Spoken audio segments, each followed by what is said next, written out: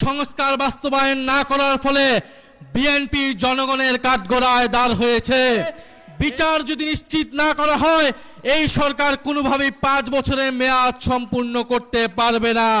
এটা আমাদের জন্য দুঃখজনক, আমাদের জন্য হতাশার যে গণ অভ্যুত্থানের 2 বছরের মাথায়ও আমাদেরকে বিচারের দাবিতে আজও রাজপথে হাজির হতে হচ্ছে।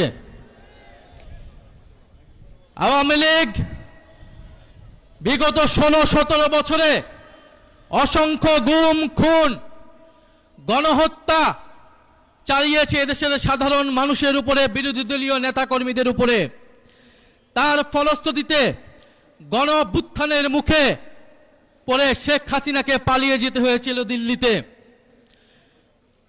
এই সরকার, নতুন সরকার গঠিত হওয়ার পরে গত 4 মাসে আইসিটিতে নতুন কোনো রায় আমরা এখন পর্যন্ত দেখি নাই, নতুন কোনো তদন্তের রিপোর্ট এখন পর্যন্ত দাখিল হয় নাই। এটা স্পষ্টত যে চিফ প্রসিকিউটরকে বসানো হয়েছে তিনি দায়িত্ব পালনে ব্যর্থ হয়েছেন। অবিলম্বে তাকে পদত্যাগ করতে হবে এবং নতুন যোগ্য দায়িত্ববান ব্যক্তিকে বসাতে হবে যিনি আন্তর্জাতিক ট্রাইব্যুনালের মাধ্যমে বিচার নিষ্পন্ন করবেন এবং দল হিসেবে আওয়ামী লীগকে নিষিদ্ধ করার সকল ব্যবস্থা নিশ্চিত করবে।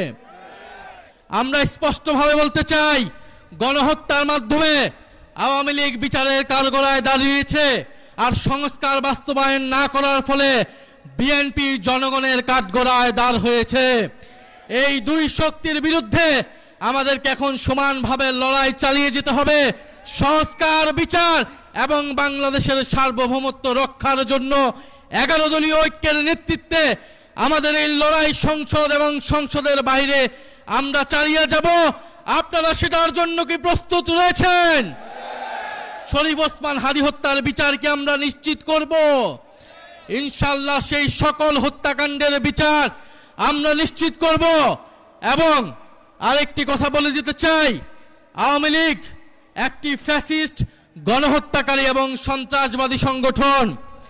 আওয়ামী লীগ দেশের স্বাধীনতা, সার্বভৌমত্ব বিরোধী সংগঠন, যার আশ্রয় হয়েছে দিল্লিতে, কারণ আওয়ামী লীগের শেকড় রয়েছে দিল্লিতে। আওয়ামী লীগ একটি ভারতীয় পার্টিতে পরিণত হয়েছে, আগাগোড়ায় এটি একটি ভারতীয় পার্টি ছিল। ফলে আওয়ামী লীগের দেশে আসার, আওয়ামী লীগের রাজনীতি করার সুযোগ বাংলাদেশে 5ই আগস্টেই সমাপ্ত হয়েছে।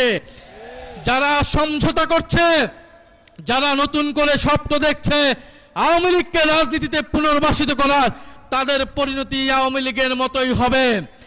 আমরা স্পষ্টভাবে বলতে চাই, আইনমন্ত্রী বিচার না করার কারণে তিনি স্পষ্ট ব্যর্থ হয়েছেন। স্বরাষ্ট্রমন্ত্রী নিরাপত্তা দিতে না পারায় তিনি ব্যর্থ হয়েছেন। তথ্যমন্ত্রী তিনি স্পষ্টভাবে ব্যর্থ হয়েছেন। আওয়ামী লীগের সুশীল সমাজকে তিনি মিডিয়ায় স্পেস দিচ্ছেন।